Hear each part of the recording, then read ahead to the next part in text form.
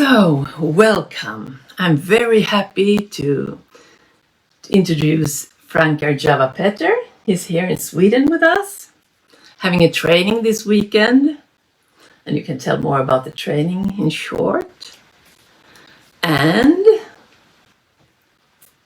I have lots of questions I would like to ask you. Good morning, Anna.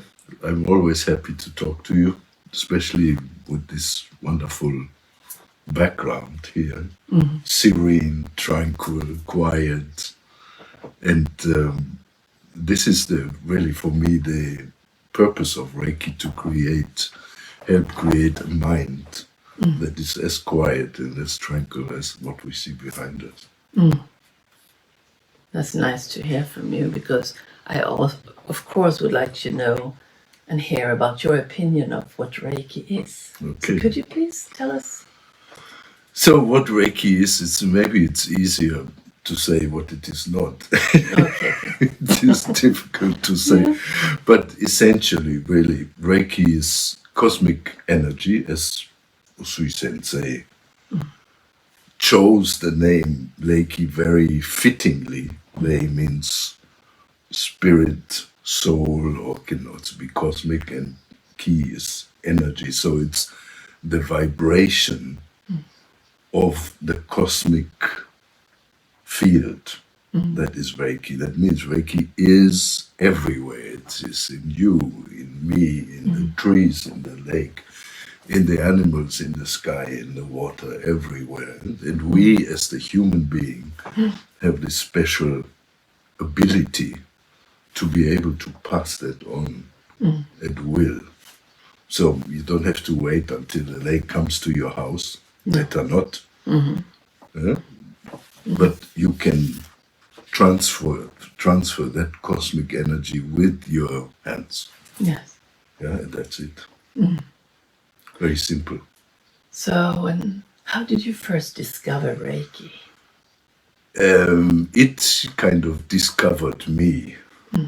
Instead, I didn't really discover it. I was in India. I had a very bad headache in 1988, and a friend of my then partner was doing Reiki, and my girlfriend at the time said, I can call her. She lives near here, and maybe she can give you a Reiki treatment, and you'll be feeling better. But she came, and she wasn't touching my body. She was working in the field somehow, doing something with chakras, and I was a little bit suspicious, thinking, what the new age hodgepodge is this? Didn't seem very Japanese to me. And it didn't do what I had desired that it would. So the headache didn't go away. In the end, I went to the local pharmacy to get some painkillers, and that was my first experience with Reiki, so it wasn't favorable, I would say.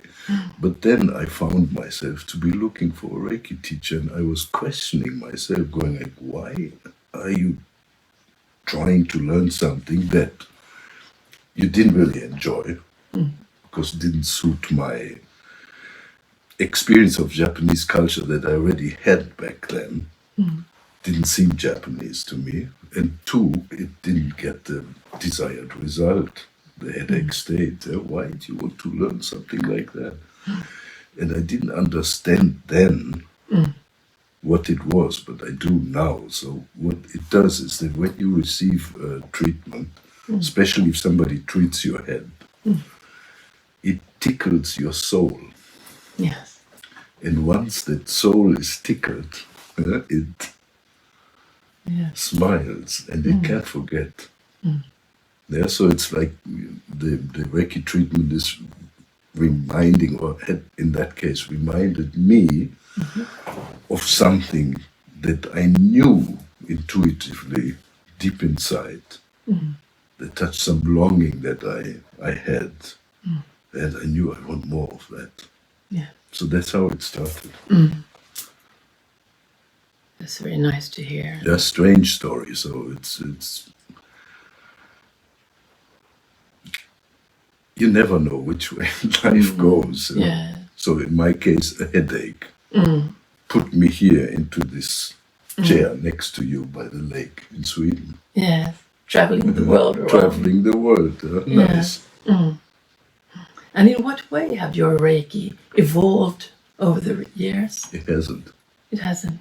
No, it has. Maybe it has evolved in the sense that it has become more and more simple, rather than more and more complicated or difficult. So, for example, now I'm here teaching techniques that come from Usui Sensei that are very beautiful. A variety of techniques. One category is for your self-improvement, for your inner work, meditation, cleansing, breathing. And then another category is more for working on clients. So things that you can use in your toolbox if you do treatments, if you work at home with your family, all sorts of tricks to help with certain ailments. And then the third category would be group techniques, things you can practice with a group of people.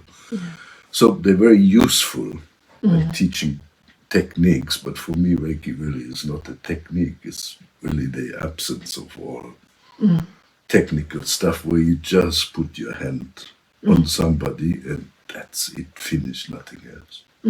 Just quiet, calm, peaceful.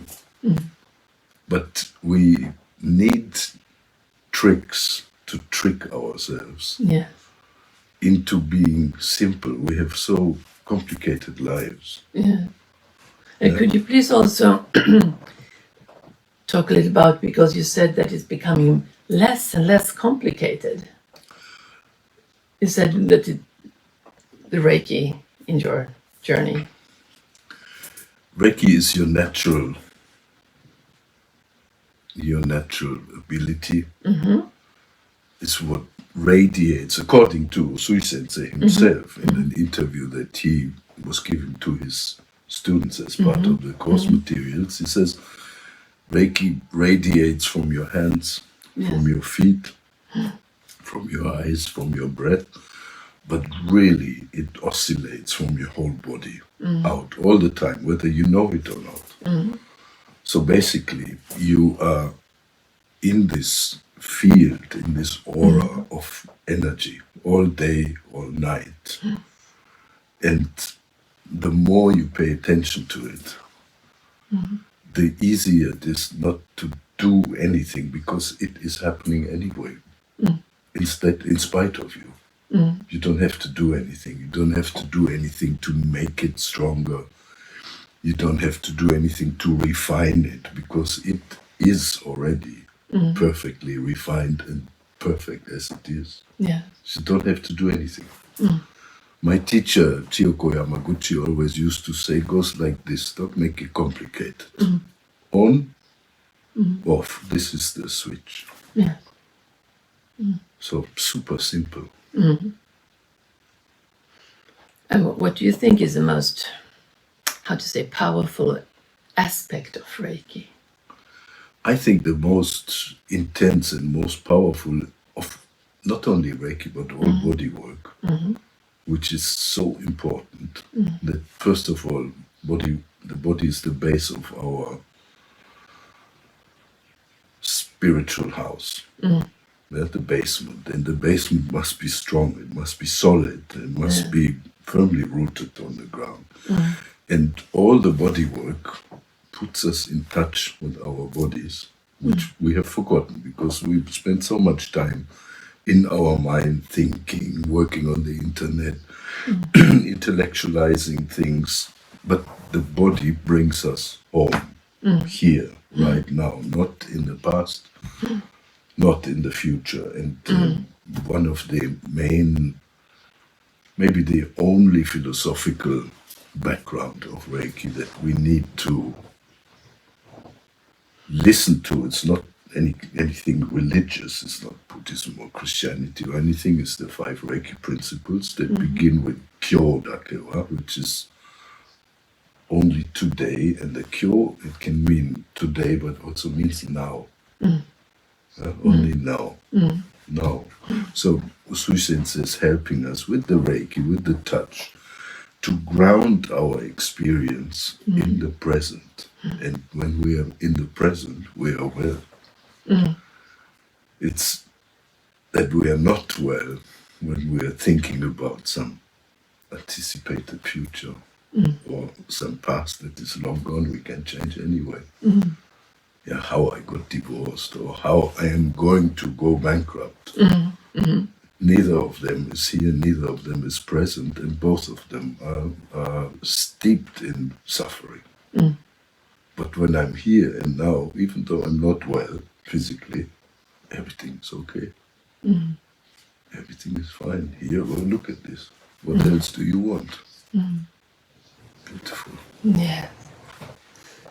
I'm also curious, and I think also that listeners are curious about, because it's well known that you were one of the people who took Reiki back to Japan, as Reiki originates from Japan, despite of what some books say that it's from Tibet and several thousand years old. And could you tell us about that? And how do we know now that it's from Japan?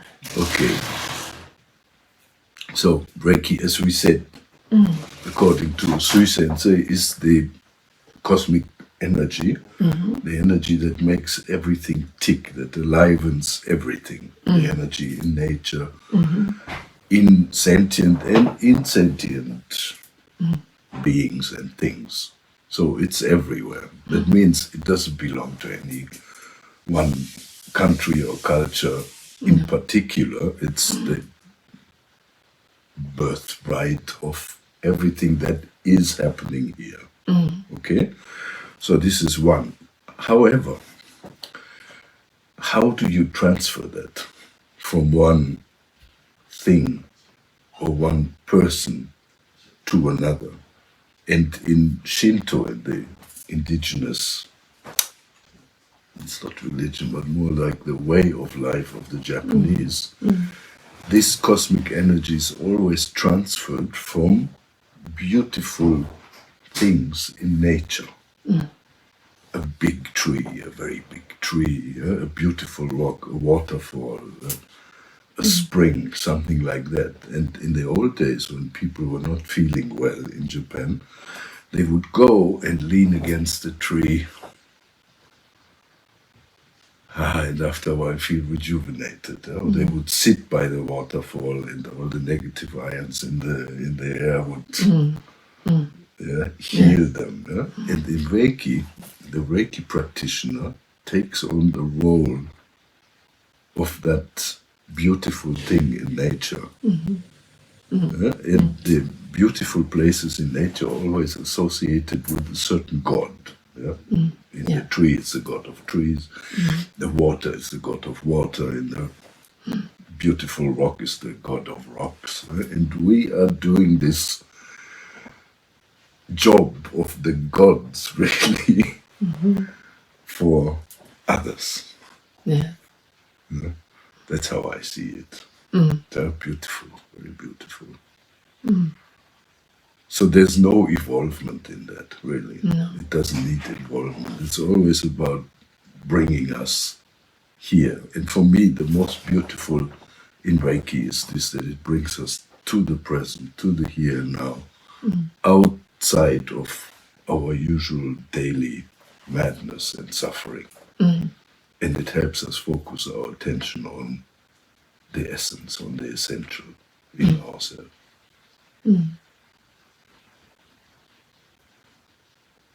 Could you tell us a little bit about your time in Japan? So, in Japan, Reiki was not really known until, I think, let's say between World War II, so between 1945 and 1984 or something like that. So for 40 years it kind of disappeared.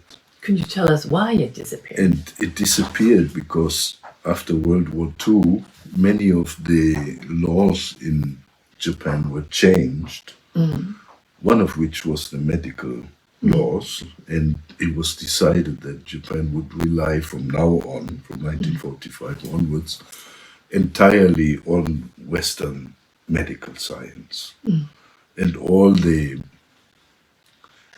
I don't want to call them alternative heat treatment ways, Complementary. and not complementary either, but traditional. Oh, yeah, traditional. Because they're all older than medical science. Yes, yeah? of course. So I want to say that the traditional healing arts were outlawed, and only medical science was permitted to do healing or to do work on a client for them to get better. So from Reiki being available to the people pre-World War II, suddenly it became an underground movement. And because anything that is happening below the surface is difficult. Difficult to do. Who wants to be part of an esoteric group? You can't talk about it. You can't talk with your family about it. It's all secretive, and so it doesn't have really the chance to grow big. But instead, from growing big before World War II, apparently the Usui Association in Tokyo, they claimed that they had more than 1 million practitioners in Japan. I don't know if that can be true, but maybe it just means many. And then it just kept shrinking, and now they're just a few hundred people. When I was involved, it started in 1995, 94 and 95. In 94, I discovered Usui Sensei's memorial, and soon afterwards, we were introduced to somebody from the Usui Association. At that time, they had 500 members. From 1 million, 40 years earlier, 50 years earlier. So I had learned Reiki originally after my headache experience in Germany. But what I learned in Germany didn't fit again, like the treatment, didn't fit my experience of Japanese culture. I have a long history of being close to Japanese people. I had some childhood girlfriends when I was in my early 20s. I call that childhood now. And I knew some of Japanese language, and I knew Japanese culture well. So what I'd learned, I thought, it cannot be Japanese. It seemed so logical and Western in its structure. And Japanese people don't think in a logical way. They think in jumps, quantum jumps. Interesting. Yeah, very different. Yeah. Because they think in images, not in concepts. So my first student was my former wife, Chetna. And she said to me, Arjava, I have suspicions. This seems so logical, so Western, and we don't think in logical terms. We think in jumps, in quantum jumps. Very beautiful the way that Japanese people think. I think it has to do with the fact that they think in images rather than in concepts and words. So we had our doubts, and out of these doubts, I started to research. And it wasn't that I wanted to become famous or to make a mark in Reiki or something, not at all, nothing. It was just a doubt that was chewing, gnawing at my heart, thinking something is wrong. I want to find out what really is the real thing, and this is how my journey started. Then many Reiki practitioners I hear the same story from. They do Reiki training, and then suddenly people start to ask them, hey, have you ever heard about Reiki? I'd really like to have a treatment. Do you know anybody who practices that? And they say, yeah, well, me, I can give you treatment. So the same thing happened to us at the time. We had a language school in Sapporo in the north of Japan, and people started to ask us suddenly from all over the place, do you know anybody who does Reiki? And we were going like, yeah, we do it. And that's how the English school slowly became more of a therapy center, and we started to get more into Reiki. It was not planned like this at all, zero. And quite a few times I tried to escape, but it didn't let me. So I ended up here. Then I started to write. The first book I began in 1994 with the writing, so 30 years ago, 31. And meanwhile, I've done, I don't know how many, 9 or 10 books on Reiki. And I'm working on another one. So it's been an interesting journey, especially in terms of the fact that I didn't have any intention in this direction, not at all. Very strange. And it makes you, or makes me wonder, is there a free will really, or not? Can we say yes or no to things? Can you say yes or no to your husband, your wife, your partner? Or is it predestined? It's a big question. I often think about that. How much freedom do we really have? We think we do, but I'm not so sure.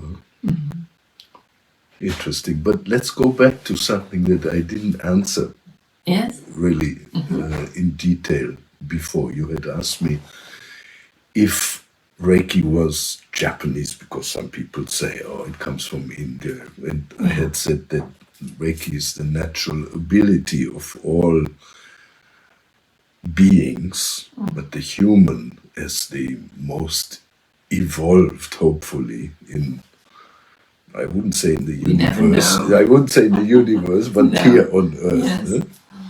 What we think anyway, has that ability to pass it on at will. And it's the human's natural approach to pain and suffering. And the first thing you do when you hurt yourself is you touch it, because you know that your touch soothes the pain in you and in others. When your child has a stomachache, you go like this, and they go and fall asleep and feel better and run off and say, Mom, I'm okay. So in that sense, it's not Japanese at all, it's just human. And as human beings, we're all the same, no matter what anybody says. To me, all the religions, all the philosophies, it's all the same thing. It's just people looking through different colored glasses at the same thing. Some people say it's yellow, others say it's red. The next one says it's blue or black or white or pink, but it's the same elephant that we look at. So essentially, Reiki is human nature. But Usui Sensei had this incredible genius to be able to teach his students how to open somebody up to that inner potential in his initiation process. And that is really genius, and that's completely Japanese. And the system as it is taught is also completely Japanese. So no, healing or Reiki does not belong to one country, but yes, the system that we learned, it comes from Usui Sensei, and it is unique in his way. Plus, he found a way to transfer that skill to make his students find the inner treasure. And that's really amazing. That's really special. So imagine, I live in Greece on an island on Lesbos, and that's been inhabited for thousands and thousands of years. And there is, wherever you dig, you're very likely to find something from the people that were there before. We have a small farm with organic olives, and I am sure there's a treasure on our land somewhere.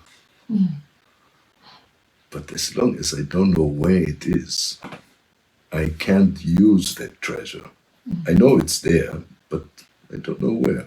So Usui Sensei was somebody who took you by the hand, took you to the place and said, you must dig here. And this is where the treasure is, and then you find it. But it is your own treasure. It's not his, it's not artificial, it's not a cultural thing, it's something that is hidden deep within you. You just have to learn how to look at it. So some people say, if it's like that, you don't need an initiation. Well, yeah, true. If you were so acutely aware of your essence, then you don't need anything. But we are not. We are removed from our own depths, and we need somebody to take us back to that and hold the mirror in front of our face, and that's how I see it. Yes. And what role do you see Reiki playing in the future of health and wellness? Well, what I would like to see is that Reiki would be practiced first and foremost in families. But anyway, it's kind of happening, at least in the beginning of somebody's life. That's really what they get from their mom. They're being held, they're being caressed, they're being kissed, and that's really nothing different from Reiki. I wish that this would go on longer. Yeah. Yeah, so by the time that the child maybe is in the end of elementary school somewhere, they will say, oh, no, it doesn't work anymore to do this now. I want a Band-Aid, or I want some pill or something to ease the pain. So I wish we could extend that period where children can grow up healthily with natural healing. In any shape. So my kids both grew up with that. For them, it's normal. Now they're teenage. One is a teenager, the other is 20. So for them, it's totally normal. When you have pain, you take care of it. So I wish Reiki would be practiced in families, and I really wish that Reiki would be practiced in all healthcare facilities, and then again, end of life. Yes. In old folks' places, yeah. Hospitals, hospices. I think especially for old people, it's so important to be touched, because they don't get touched anymore. Maybe their partner has died, or they're alone, and they don't get touched anymore. They just live to their own devices. It's very cruel. Not only Reiki, but also massage and all these other good things that we have invented to feel comfortable in our bodies. So this is what I hope to see, Reiki being practiced in family and healthcare, and of course in sports. I've had so many good experiences with injured sports people. They work so well. That would be my wish. You talked about Japan earlier. What is the view of Reiki in Japan right today? It's not very good, and that has to do with the kanji for Reiki, that in Usui's time were associated, lei was associated to spirit or soul, the common something that unifies us, that connects us to source. It's very much Shinto based, and people had a good image of that. When they heard the word soul, they thought, oh yeah, this is the godliness or something that connects us all. And nowadays it's become kind of a, like in the West, soul has become kind of an old concept and people don't really feel comfortable with it anymore. However, in Japan, people associate the word lei, the lei in Reiki, nowadays with occult or ghost or some kind of occult practice, and that is being frowned upon in Japan. So when you say to somebody, I practice Reiki, they go like,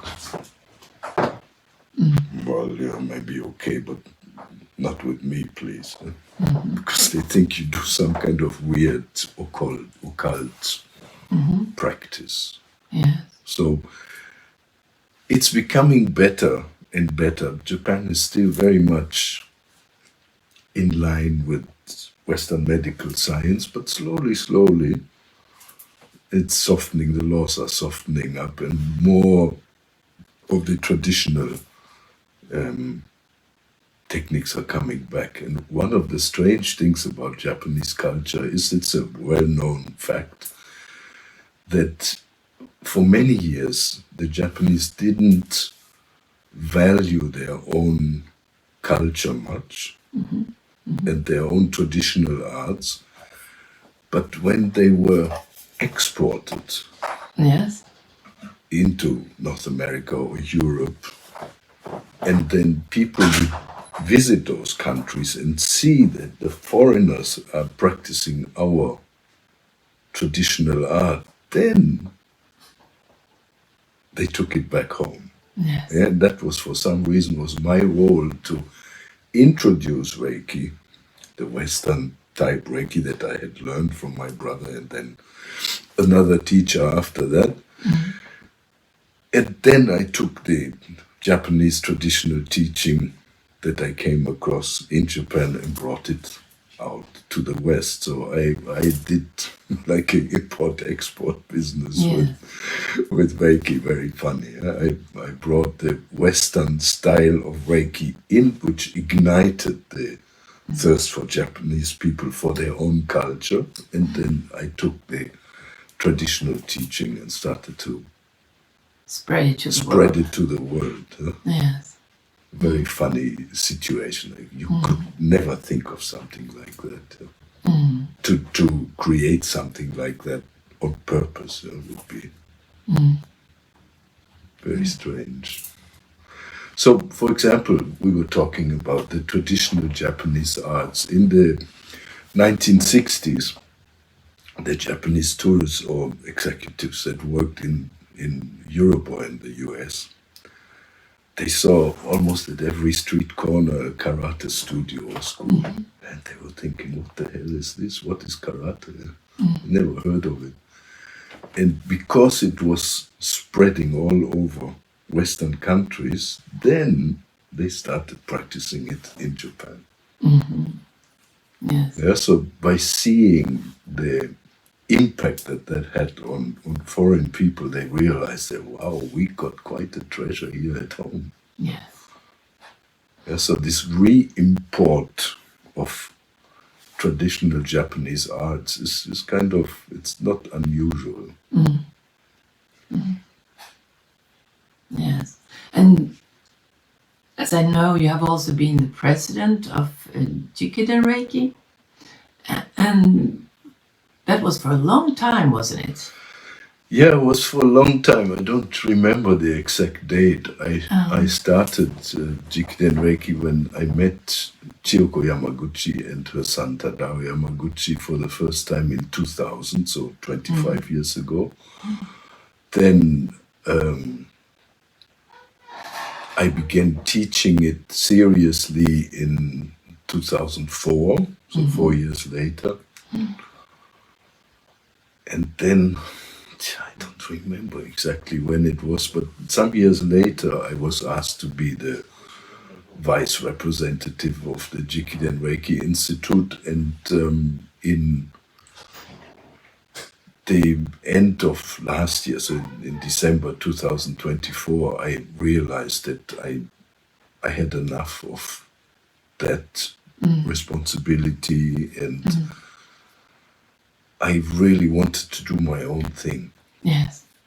So I decided to retire from my post, and now I'm thinking, I'm not immortal. I'm turning 65 in 3 weeks. So it's a time where a lot of people retire from work. I'm not ready to retire yet, but I really want to do what I want to do. I want to do my work. And so I decided to step down and let somebody else take over, somebody younger and maybe more able than me to do it. But you're going to keep training people with Reiki anyway, aren't you? Yeah, this is my passion. Yeah. This is what I do. We talked about it, this situation earlier in private. Yes. That without being disrespectful to Reiki, for me, the Reiki is just an excuse, a great excuse with super benefits. But really, it's just an excuse for me to spend time with people, which I love. I love spending time with people and spending time with people and helping each other to find out, who am I? What am I doing here? Why am I here? What's my purpose? What is this life all about? This for me is the real thing, and I want to pay more attention to that. I'm not so much into the form and the technical aspect of it, but really about what is going on in here, because in the end, the Reiki was born out of Usui Sensei's spiritual self-realization, and it leads back to that too. And the sole purpose of Reiki is that.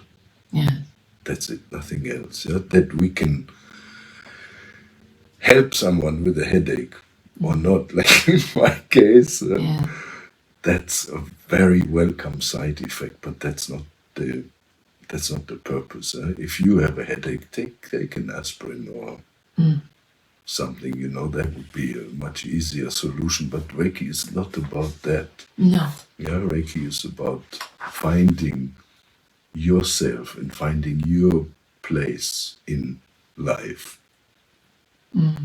Yeah, so I remember something that one of the previous presidents of the Usui Association says somewhere, which is that if you treat the head of children, they become good human beings. Right? That's the point. Yeah, okay, they stay healthy, but really this is the point. Yeah, we are here to perfect ourselves. I don't mean in a perfectionist way, but to polish that inner diamond so that it can shine beautifully with its faults, with its inclusions of mosquitoes and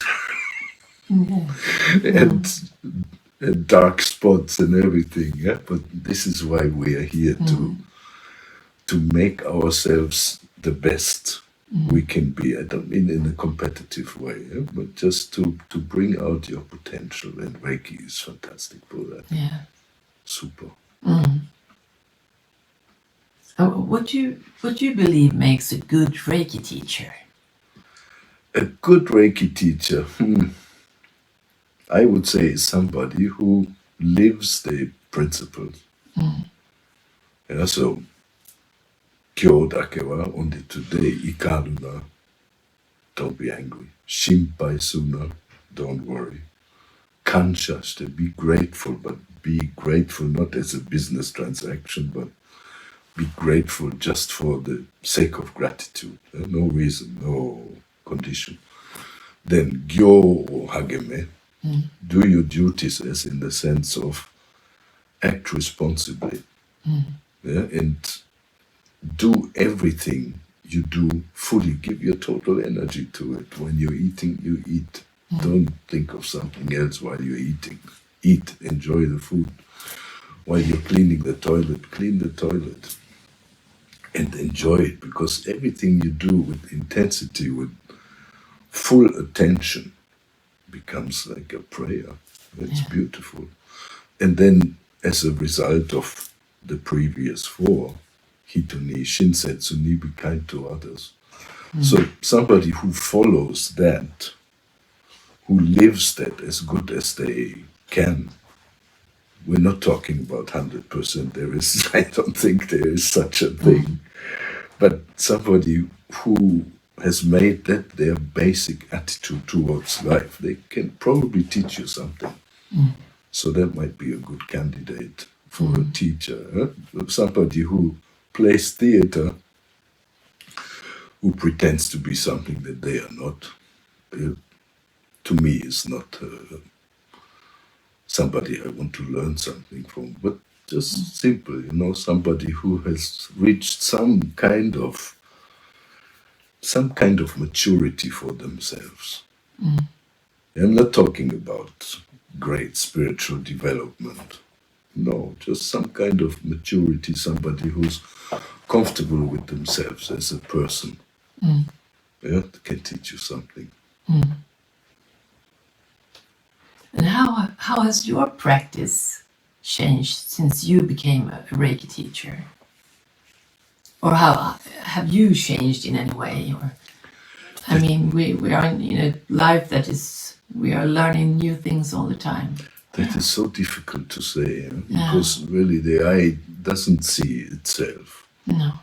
Other people notice your change. Maybe you don't notice it so much. I discuss this thing with my wife a lot of the time. When I say to her, look, you have really come a long way over the 20 plus years that we've been together. You've changed, you've become so beautiful. So, and she doesn't see it. And the same, that if somebody says, you are like this or you are like that, I'm like, really? I'm just a normal kind of person. I think if anything has changed, and again we come to the same subject, things have become increasingly simple. Yes. Simple, just daily chores. I become maybe more loving, more kind. Not just for me, the Reiki practice is not something that happens in the treatment room or in the classroom, but it happens when I go to the supermarket, when I'm driving somewhere, when I'm in public, when I'm sitting at the restaurant, meeting with friends, meeting with strangers. This is where the practice shows itself. Not in the treatment room or in the group room. In the group room, when all the attention is focused on you, it's so easy to be light and aware. And because all the other people, all your audience, they support that. They lift you. That's easy to do. But when you're out in your daily life, this is the real test to see if you put what you have understood from the teaching, if you can put that into action. That's the point. So for me, really, it's increasingly simple. And my practice looks like this. I have clients. In the village, we treat people for free. We don't charge. I'm not saying you shouldn't charge money, not at all. But we live in a financially challenged part of the world where people just don't have money, and I cannot ask them for money. It's unethical. They don't have it. So I cannot. Doesn't feel right. So I do it for free. They bring me things. They bring tomatoes in the summer. They bring fish. They bring whatever they have and want to give. So that's good for me. So I do my practice, not I don't treat people every day, but almost every day. I have maybe two treatments a day. And then, of course, we do Reiki in the family, and the rest of the time I'm just a normal normal person, normal husband, normal dad, normal normal villager. I don't have the idea that I'm something different, that I'm different from people or special or anything. I'm just a normal person. I feel comfortable with that. This is the next question I have, and it's a little bit the same question, but in other words. And how has Reiki supported your personal and spiritual growth? It does it by constantly bringing me back to the present. And not only the Reiki, in meditation I do the same. I meditate with this in mind to help me look at what is happening within and without, and be a witness to that. This is my practice, and the Reiki helps me with that, and the meditation helps with that, and breathing quietly helps with that, and being kind to others helps with that. It's all the same. So the Reiki really has helped me to be more present. Yes. And I suppose that is also an advice you would give to other Reiki practitioners in order to deepen the practice. To deepen the practice, it's important to practice. Yes.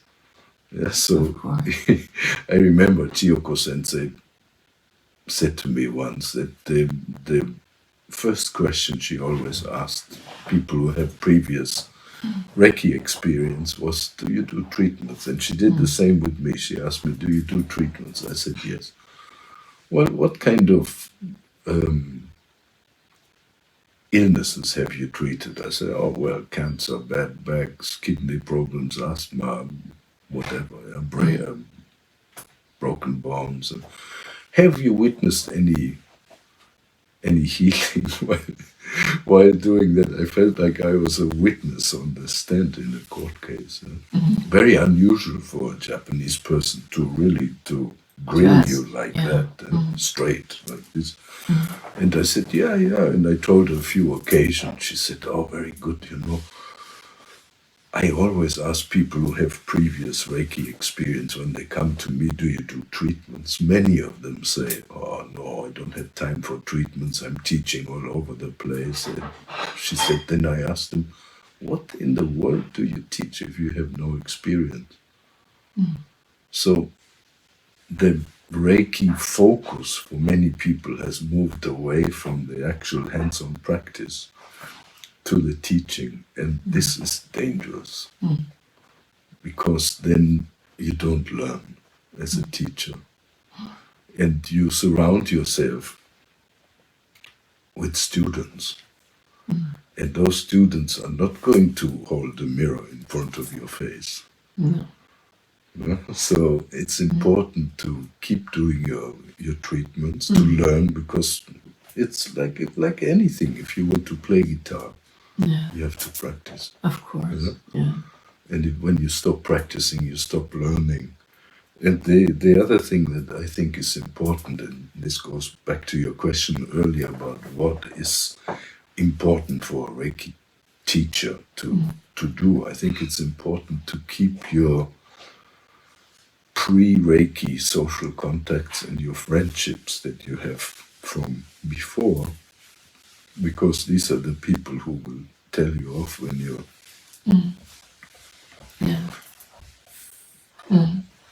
when you go a little bit crazy.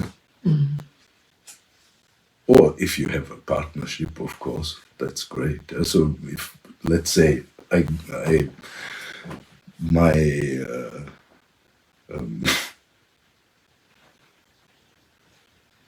if I go too crazy or something, my wife would set me straight. She would look at me in the eyes and say, hey, Arjava, come back down to earth. I think that's really super important to have somebody like that. Yeah, a friend or old friend or so. Because you, and this coming back to how you asked me how I felt I developed, or how the Reiki has helped my development. You you can't see yourself very clearly. Others can see you. Yes, but sometimes you can feel that you're more in flow and things like that. Of course, you're more in flow Yes. and all of that, but nothing special, no big deal. Okay, I can see some kind of development in myself, but so what? I don't think anything of it. It's okay, just stay normal and lead a normal life. And don't think of yourself as something No. something special. But do you think the way Reiki is practiced today is close to what Usui originally intended? Yeah, I don't think so. I don't think so, but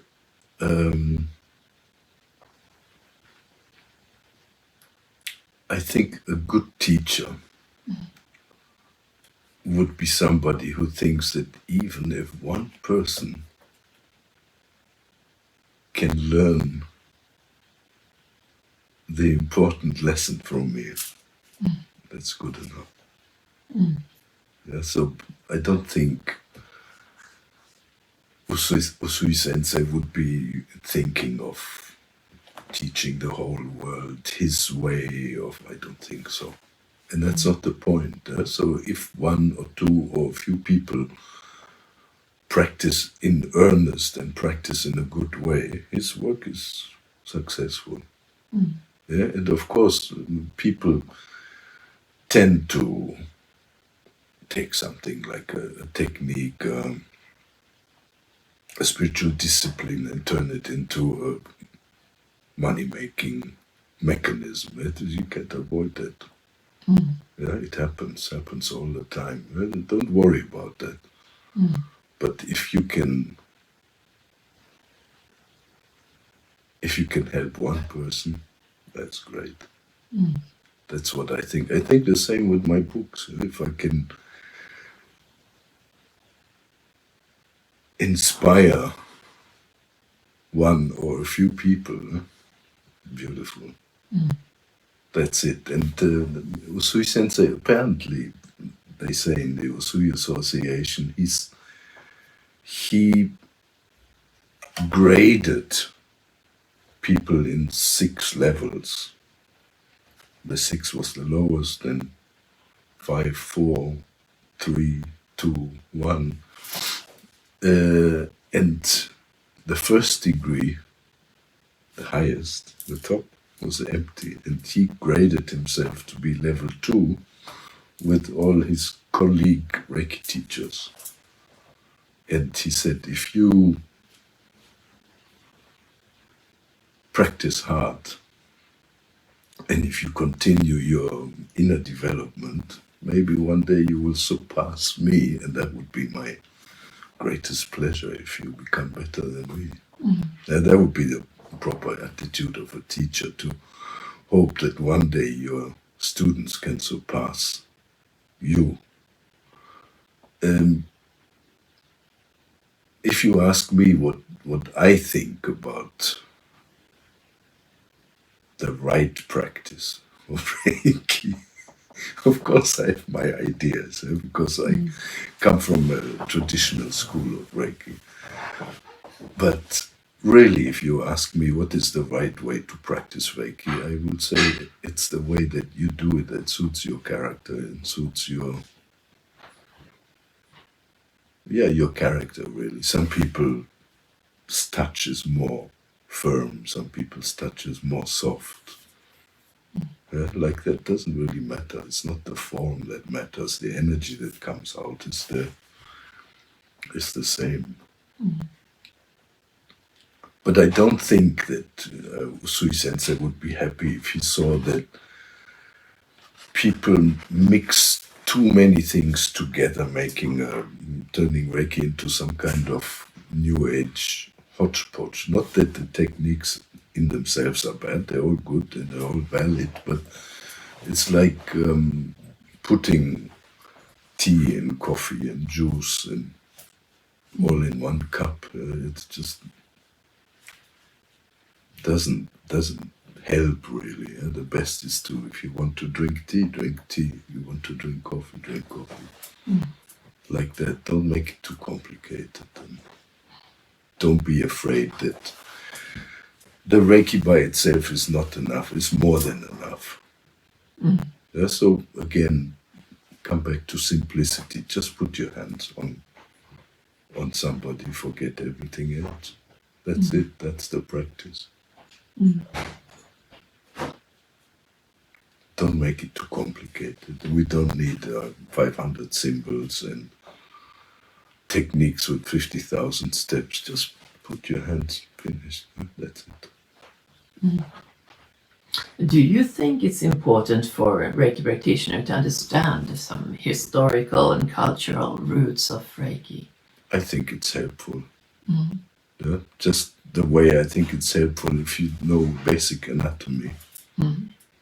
It's not necessary to practice neither one. Yeah? You can put your hands on yourself or on somebody if you don't know where the liver is or where the kidneys are, and if you don't know who Usui Sensei's successor was, you can still do beautiful Reiki. Yeah. That's not a problem.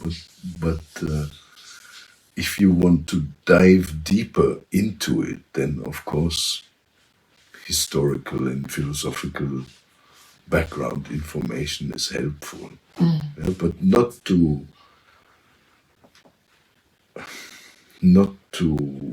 focus too much on it. I mean, this coming from me, who has spent 30 some years researching it.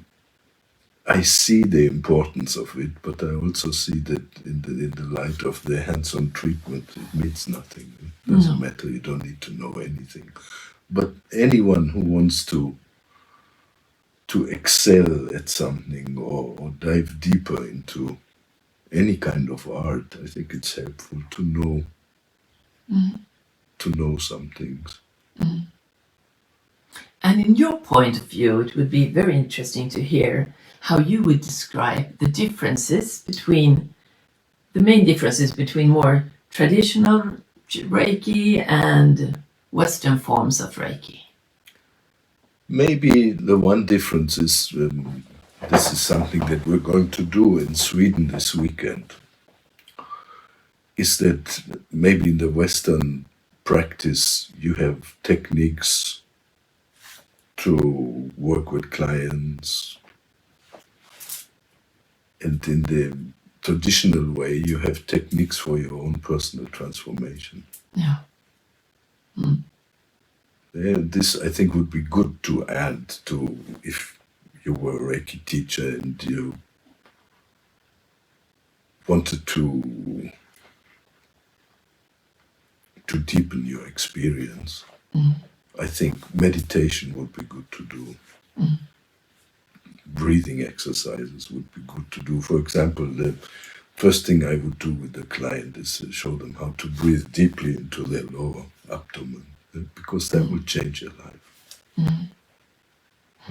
Like that. So maybe that's the main difference. Another difference is that people often say to me, I understand what the difference between East and West is. The West is systematic. You do treatment, you start here, then you go here, then you go here, then you go here, blah, blah, blah.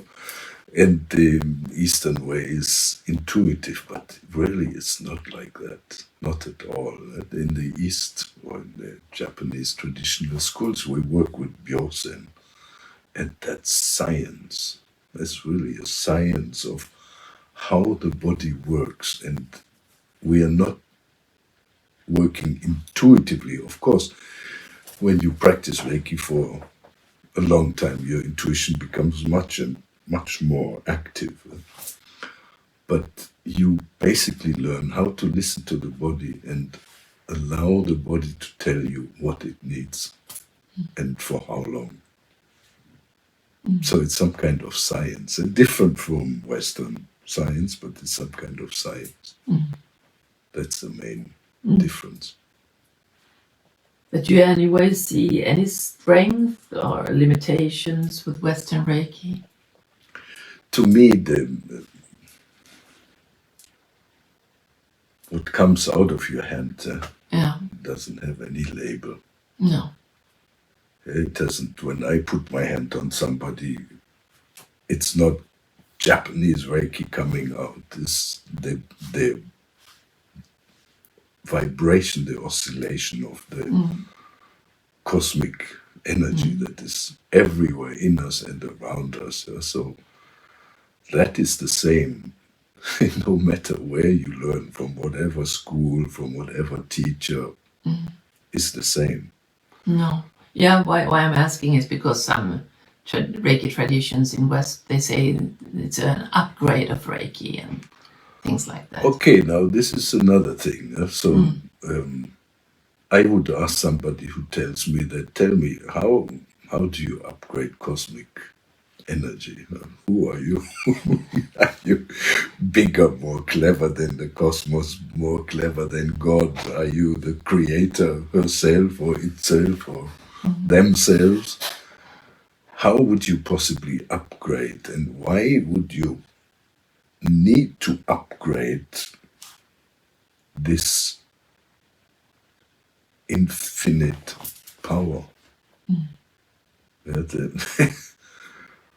It's more than we can handle already. It's perfect.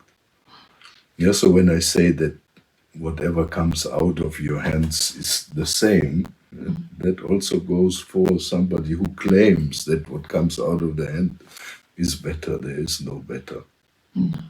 It's the same. It's always the same. The cosmic energy has a certain vibration, and that is always the same. And it doesn't need upgrades. It doesn't need to be better. It's perfect. Yes. It's perfect. And when you see the perfection of that, then hopefully you also see the perfection of yourself. And then the journey is over. Then we've reached our goal this time. Yeah. And would you say that there's a big difference to have a treatment from somebody that learned Reiki a week ago than from somebody that has been practicing Reiki for 20 years? Let's say the movement of energy in the client's body is the same. Whether you're being touched by somebody who's been doing it for a long time or by somebody who has just learned. So when you touch, it's like you turn the light on. The light just goes boom everywhere. It's like asking somebody if a master electrician turns the light on and if a 5-year-old turns the light on, what difference does it make? None, in terms of the light. But, of course, the one who has a lot of experience maybe can work more effectively. Tell us, in what way? Yeah? In a way that they have learned to listen to what the body needs. And this is empirical knowledge. Yeah? You have done it thousands of times and you know how the body reacts and what it needs and how long it needs it. That's the only difference. So maybe you can work more effectively. Plus, of course, the experienced person is going to have some kind of self-confidence, which obviously beginner doesn't have, and that takes time to develop. So one of the things that I like to do and I teach is we practice every day to take the fear of the new people and give them confidence that they too can do it. They can do it. They don't have to wait 50 years to be able to treat somebody, but they can learn to do it. And you learn it obviously by doing it. So the difference is not in the, let's say, the energy or the quality of the energy is always the same. The difference is in the self-confidence of the practitioner and their experience. Of course, when I treat somebody, I have more experience, so I'll be able to judge what is going on in their body more easily than somebody who's just beginning. And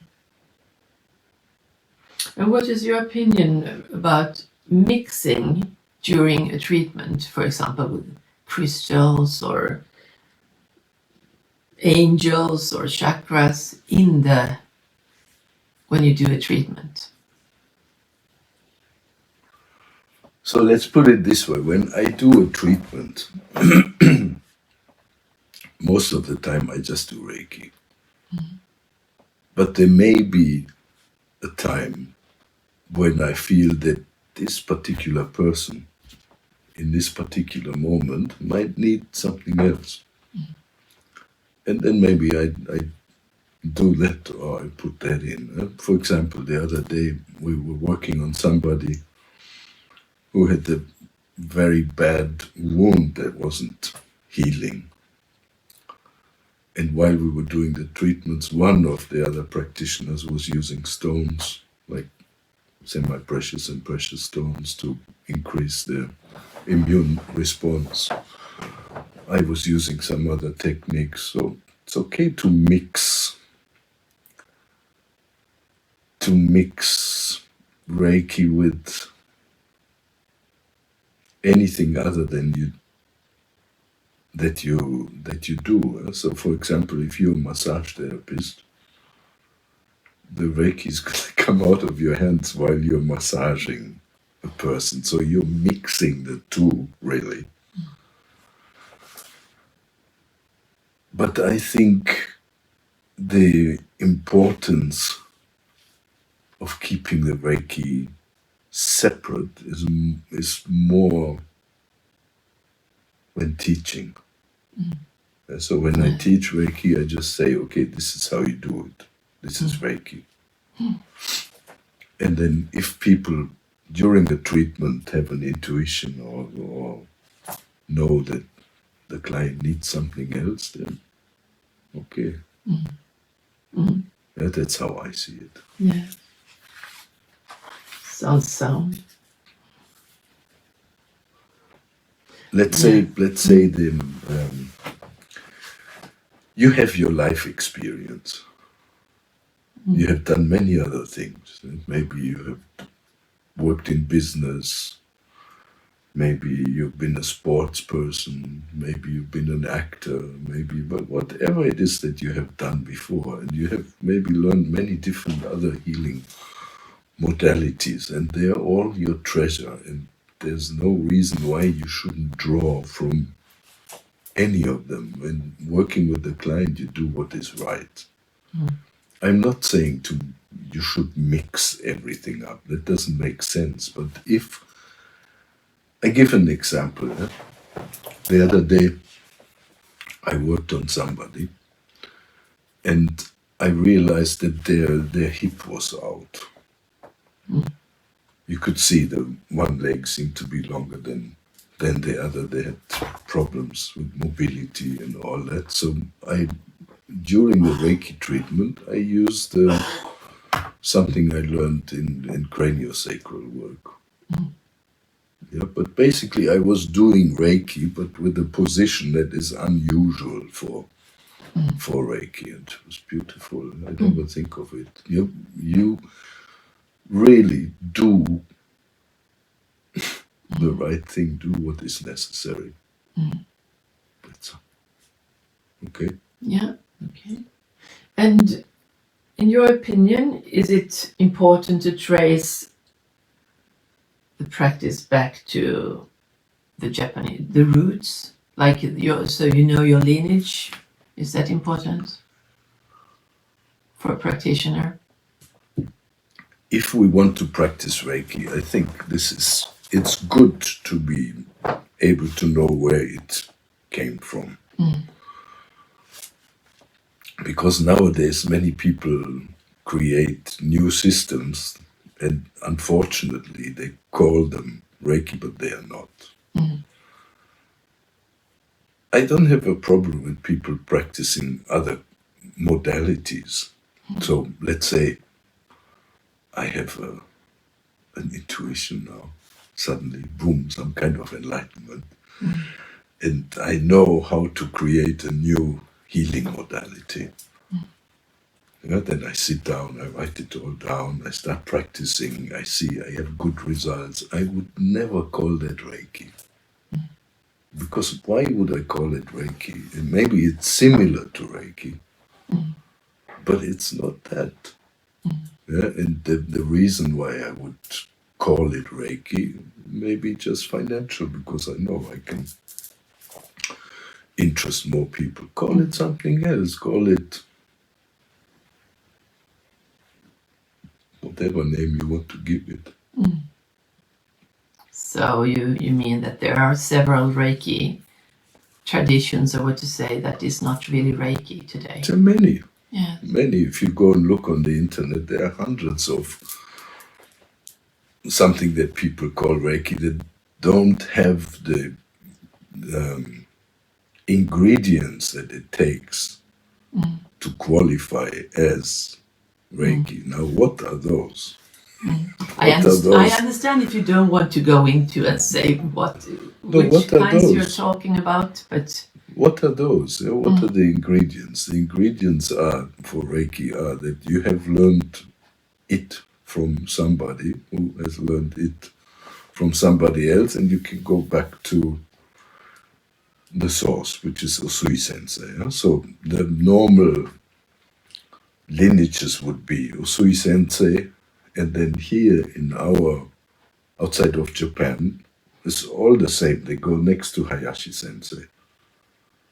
Yeah, from Usui to Hayashi. Then from Hayashi to Takata, and they're all the Western. Or from Hayashi to the Yamaguchi family, and they're into Jikiden Reiki. Or from Takata to Barbara Ray, who was one of her master students, and then into the radiance technique. And these are the normal, the 99.9% of the lineages. So it's easy to follow it back to source, which is Usui Sensei. And if it is not Usui Reiki Ryoho, then it's something different. Why I'm asking is because there are a lot of Reiki trainings where they don't talk about the lineage at all, and they have no clue about how it came to that person, so to say. Yeah, I think it's always good to make it clear where something comes from. Yeah, and I tell you one more, maybe, I don't know, esoteric reason is that the tradition, I see it as a safety net. So somebody, the founder of the technique, say, Usui Sensei, he found himself, self-realization. Yeah, so you can trust that if he found his way using his technique, it's good and it's safe. He didn't end up in a mental hospital. He didn't have big problems. He managed to reach the, let's say, the goal, if there's a goal, or he had his self-realization. He became a complete human being, and somebody who has that will be able to help you to get to the same point. So the tradition is like a net, a safety net that gives you the security that it's all right.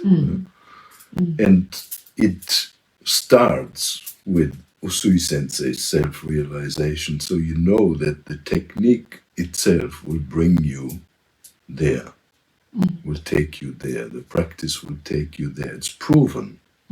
We know, and I find that important. But if you have a founder of some kind of technique who is neurotic themselves and has not found themselves, how do you expect them to show you to be yourself if they don't know it for themselves? I think that is important. And if there are techniques that are calling themselves this Reiki and that Reiki, I would prefer if they use a different name. Yeah. Yeah, let's say here the Holy Fire Reiki, for example. Yeah? I don't think that's Reiki at all. There must be many other schools that are not. Yeah, I would just call it something different. Why not? If it's a beautiful technique, it's no problem. Why not? But call it something different. Reiki, as we know, by that name, comes from Usui Sensei. Call it something different. And I'm sure that people listening is wondering why you say that Holy Fire isn't Reiki. Could you just... Because it doesn't go back to Usui Sensei. What is taught, or... Yeah, and there's no lineage back to Usui Sensei. Usui Sensei, he created a system. And that system has what is called Leiju initiation. And that's done in a certain way. Then he has taught symbols that are used in a certain way for certain things. And if a teaching doesn't have either one of these, then it's not Reiki, it's something different. Yeah, I don't see a problem, no? It can be a beautiful technique. I don't know. No. Yeah, so just give it a new name. That's all right. Yeah. And if you could share one message with all Reiki practitioners around the world, what would it be? Stop fighting with yourself. Yes. Stop struggling with yourself. Yeah? There's nowhere to go, nowhere to reach. This carrot that you have in front of your nose, take it off. And just enjoy being here, being now. Make your heart more open, more and more open. Be more loving, more kind. Give space to everything. Then you're good. Thank you. That is beautiful. Thank you very much for having you here now. And we're soon going into Stockholm, looking around, and you're going to start the training in the afternoon. Thank you. Thank you. Bye. Bye.